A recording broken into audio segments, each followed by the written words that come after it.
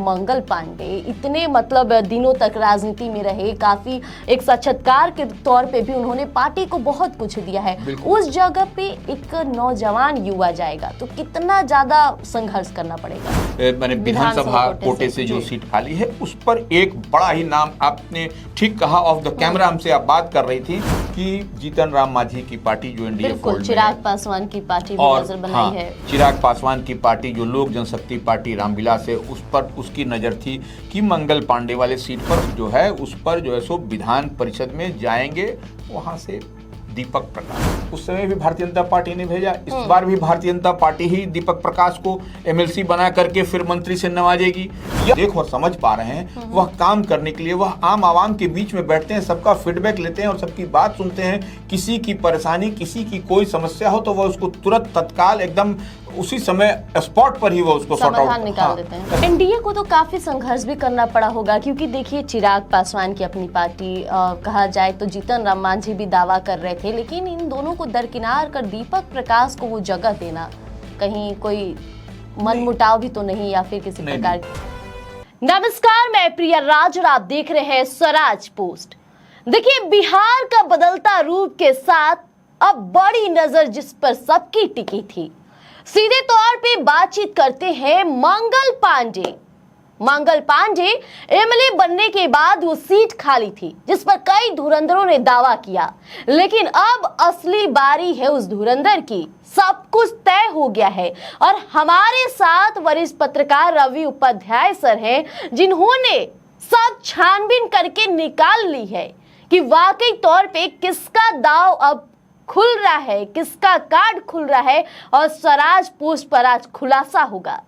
तो सर नमस्कार, स्वागत है आपका सबसे पहले तो स्वराज पोस्ट पर। जिस तरह से इस सीट पर कईयों की नजर टिकी हुई थी, चर्चाएं हो रही थी, पहले तो तारीखों को लेकर के बार बार डेट बदल रहे थे, बन रहे थे, लेकिन अब तारीख पूरी तरह से फिक्स हो गई है। क्या कुछ कहेंगे, कौन बाजी मारेगा इस बार? नहीं, देखिए, सबसे बड़ी बात है कि मंगल पांडे बिल्कुल भारतीय जनता पार्टी के पूर्व अध्यक्ष रहे हैं। आपको स्वास्थ्य मंत्री लंबे समय तक, हर टेन्योर, हर कार्यकाल, कोई भी मुख्यमंत्री कभी गठबंधन एनडीए के साथ हो नहीं हो, जिसके साथ हो, महागठबंधन का, वह उनका फिक्स था, अपना मंत्री बनते थे। तो एक बात समझ लीजिए, सिवान से इस बार का जो विधानसभा का चुनाव हुआ उसमें जीत करके आए मंगल पांडे, और उसके कारण जो विधान परिषद के वह सदस्य थे, वह विधायक कोटे, विधानसभा कोटे उसको ऐसे कह लीजिए, विधानसभा कोटे से वह जीत करके आए थे।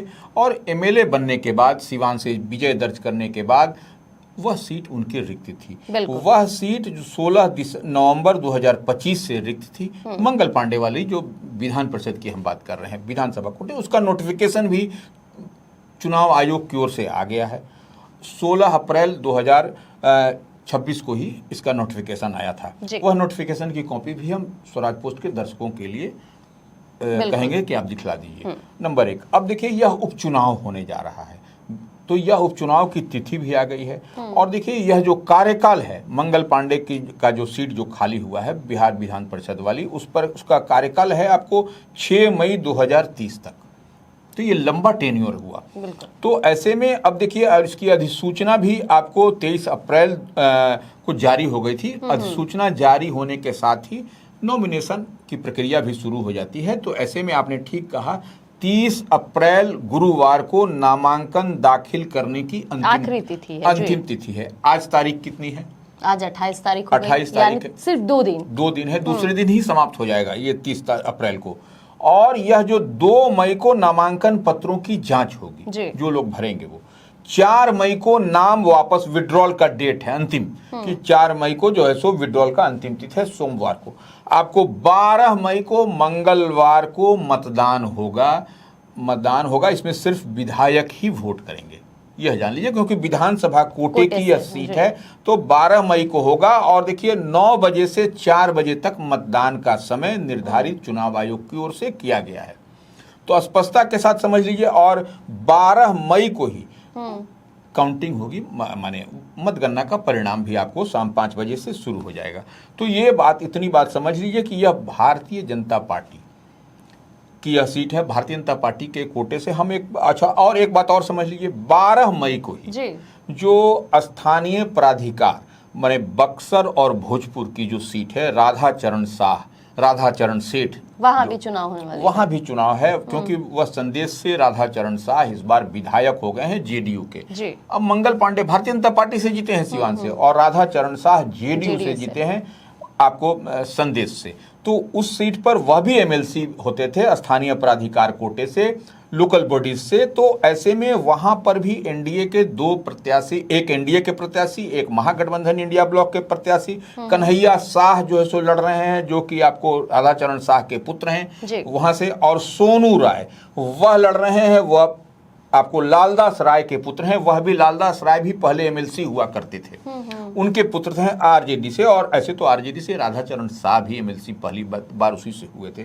तो ये आपको समझना पड़ेगा 12 मई बिहार की राजनीति के लिए बड़ा पूरी कुछ तकदीर बदलने वाली है वो जी। निश्चित रूप से, और विशेष तौर पर एनडीए के लिए। ये एनडीए के लिए एक तरफ तो चुनाव होगा, इसमें लोकल बॉडीज में जब हम बक्सर और भोजपुर की बात कर रहे हैं स्थानीय निकाय के, उसमें तो इसमें पंच, सरपंच, मुखिया तमाम लोग वोट करेंगे। और उधर का समीकरण क्या कहता है इस सीट का, यह सब लोग जानता है कि कौन लोग जीत करके आए हैं। और वहां पर पिछड़ा में ही लड़ाई है, दोनों ही पिछड़े हैं। आपको कन्हैया शाह और सोनू राय, एक ट्रेंगुलर फाइट वहां पर होता हुआ इस सीट पर दिखाई पड़ रहा है, वह है मनोज उपाध्याय लड़ रहे हैं। एक तो ये ट्रेंगुलर फाइट, मनोज उपाध्याय पहले जेडीयू में ही थे, वह बड़े नेता थे, वह काम करते थे, अब नहीं मिला तो वह बागी होकर के वह चुनाव लड़ रहे हैं। आप लोगों का आशीर्वाद कह रहे हैं हमको मिल रहा है, तो तमाम तब वहां इस सीट का अलग समीकरण होगा।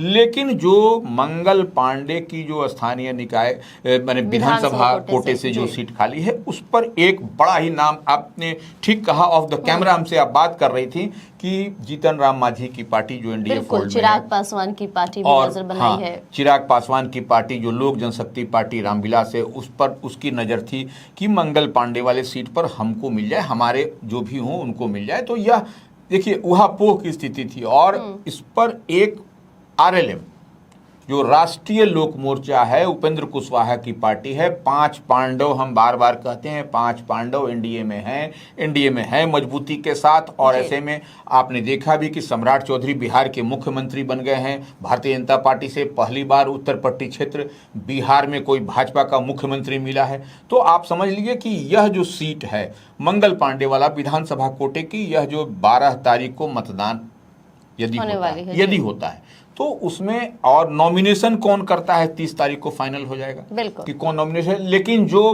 बातें छन करके आ रही हैं इस सीट से, मंगल पांडे वाली सीट जो है उस पर जो है सो विधान परिषद में जाएंगे वहां से दीपक प्रकाश। अच्छा, उपेंद्र कुशवाहा के लाडले, उपेंद्र कुशवाहा के पुत्र हैं। और देखिए इससे पहले भी आपने नीतीश कुमार का जो कैबिनेट था उसमें वह मंत्री थे, पंचायती राज मंत्री रहे। बिल्कुल। तो आप इतनी बात समझ लीजिए कि इनको भेजना है तो इनको आपको यही सीट माकूल मुकम्मल तौर पर दीपक प्रकाश, इस सीट से आपको स्थानीय जो एमएलए वाला विधानसभा कोटे वाली सीट है उससे उनको भारतीय जनता पार्टी ही भेजी, क्योंकि उस समय भी भारतीय जनता पार्टी ने ही उनको ये किया था।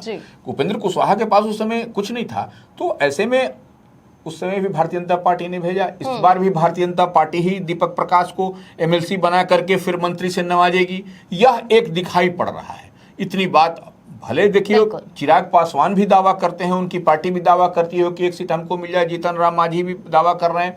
तो लेकिन जो दिखाई पड़ रहा है, जो समीकरण, जितनी बात हम लोग समझ रहे हैं, और पहले आप जब नीतीश कैबिनेट में जब दीपक प्रकाश मंत्री थे, बिना किसी सदन के सदस्य रहे हुए, न वो उच्च सदन के से थे, माने विधान परिषद के सदस्य थे, न निम्न सदन विधानसभा के, तो उनको भारतीय जनता पार्टी ने उनको वहां पर बिना किसी सदन के सदस्य के मंत्री के रूप में नवाजा था।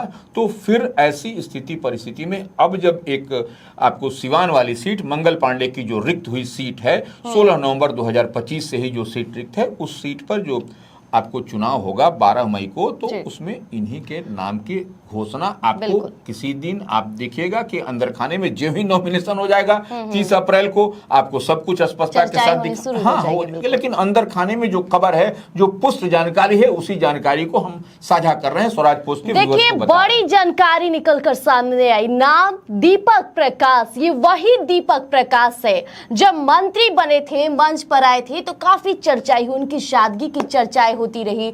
लोग ये भी बोले कि एक नौजवान युवा किस तरह से मंत्री पद को संभालेगा, किस तरह से अपना विभाग देखेगा। लेकिन बात किया जाए मंगल पांडे, इतने मतलब दिनों तक राजनीति में रहे, काफी एक साक्षात्कार के तौर पे भी उन्होंने पार्टी को बहुत कुछ दिया है। उस जगह पे एक नौजवान युवा जाएगा तो कितना ज्यादा संघर्ष करना पड़ेगा? नहीं देखिए, संघर्ष करने की बात नहीं है। देखिए मंगल पांडे तो एक अनुभवी हैं, संगठन को देखा संभाला, और देखिए अब देखिए भारतीय जनता पार्टी भी युवा को आगे बढ़ा रही है। हाँ। तो ऐसे में दीपक प्रकाश निश्चित रूप से आरएलएम से हैं, राष्ट्रीय लोक मोर्चा से हैं, लेकिन वह भी युवा हैं, और वह युवा हैं तो निश्चित रूप से उनको आगे बढ़ाने की, उससे देखिए एनडीए जो है 5 पांडव है, तो जब 5 पांडव मजबूत रहेंगे तो निश्चित रूप से एनडीए भी मजबूत होगा ऐसी स्थिति परिस्थिति में। और देखिए दीपक प्रकाश को जहां तक हम देख और समझ पा रहे हैं, वह काम करने के लिए वह आम आवाम के बीच में बैठते हैं, सबका फीडबैक लेते हैं और सबकी बात सुनते हैं। किसी की परेशानी, किसी की कोई समस्या हो तो वह उसको तुरंत तत्काल एकदम उसी समय स्पॉट पर ही वो उसको सॉर्ट आउट निकाल देते हैं, स्पॉट पर ही समाधान करते हैं। तो निश्चित रूप से इतनी बात मान के चलिए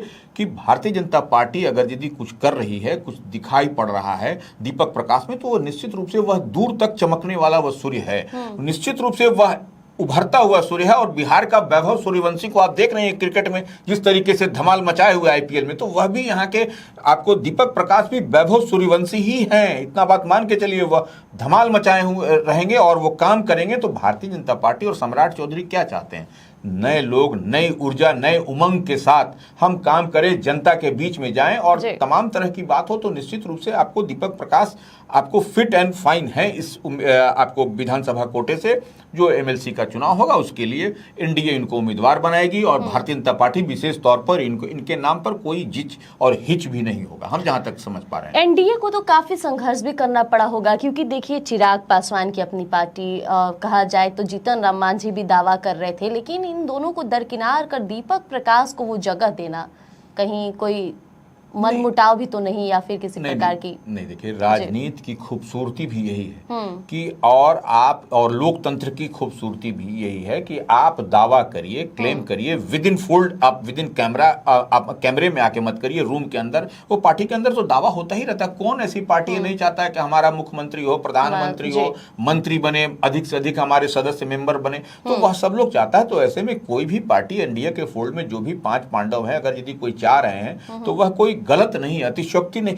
देखिए इतनी बात मान के चलिए दीपक प्रकाश काम करने वाले हैं, ऊर्जावान हैं। तो भारतीय जनता पार्टी क्या चाहती है, एनडीए क्या चाहती है कि हमको एसेट मिले, लायबिलिटी नहीं मिले। तो वह एसेट के रूप में अब तक दिखाई पड़े हैं। जो उनका छोटा सा ही कार्यकाल हम लोगों ने देखा, हम लोगों ने समझा, आम आवाम ने अनुभव किया, तो वह दीपक प्रकाश के रूप में मजबूत दिखाई पड़ा। वह पाली उनकी हम लोगों ने देखा है। तो वह निश्चित रूप से आने वाले समय में आप देखिएगा कि आप जो भी नॉमिनेशन होगा 30 अप्रैल को आप दीपक प्रकाश नॉमिनेशन करेंगे और उसके बाद विधानसभा कोटे से जो एमएलसी बनकर के जाएंगे मंगल पांडे की सीट। और देखिए मंगल पांडे निश्चित रूप से भी सबका मन मिजाज अगर मानिएगा तो वह आपको भाजपा हो, जीतन राम मांझी हो, आपको चिराग पासवान हो, सब लोग चाहता है कि सब कोई सहमति से ही हो जाए और सब कुछ सहमति अंदर खाने में बनी भी है। सभी ने आशीर्वाद दे दिया। बिल्कुल, बिल्कुल। आखिरी सवाल सर, जिस तरह से आपने कहा कि दीपक प्रकाश हालांकि एक नौजवान है, युवा है, और अभी भारतीय जनता पार्टी और तत्काल जो हमारी सरकार है वो चाहती है कि युवाओं को ही आगे किया जाए,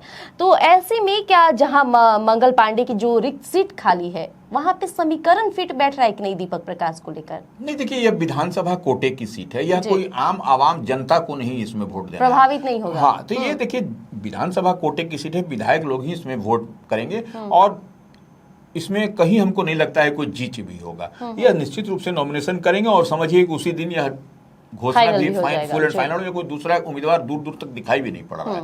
तो ऐसे में यह वोट की बात, यह तो एक औपचारिकता है कि आपको वोट होगा 9 बजे से 4 बजे तक, लेकिन हमको कुछ नहीं ऐसा लगता है। यह वोट होगा और उसी दिन शाम को आपको दिखेगा, पता भी चल जाएगा कि ओनली 1 कैंडिडेट दीपक प्रकाश ने नॉमिनेशन किया और वही जा भी रहे हैं, उच्च सदन के सदस्य बिहार विधान परिषद के होंगे।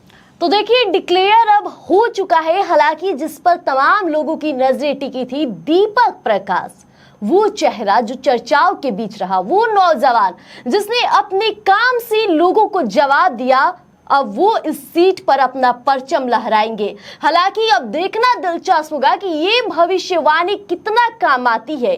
बने रहिएगा, स्वराज पोस्ट लेकर आएगा आपके लिए यूं ही एक्सक्लूसिव तमाम अपडेट राजनीति से जुड़े। धन्यवाद। गोल, जहां 28 वर्षों के सफर में 18,000 से भी अधिक छात्रों ने डॉक्टर एवं इंजीनियर बनकर सफलता की ऊंची उड़ान भरे है, जहां साधारण छात्र भी बिहार एवं झारखंड टॉपर बनकर बड़ा इतिहास बना रहे हैं। दूरदर्शी शिक्षाविद श्री विपिन सिंह के मार्गदर्शन में मेडिकल एवं इंजीनियरिंग के लाखों छात्रों के लिए आशा की किरण के रूप में गोल, द रिजल्ट फैक्ट्री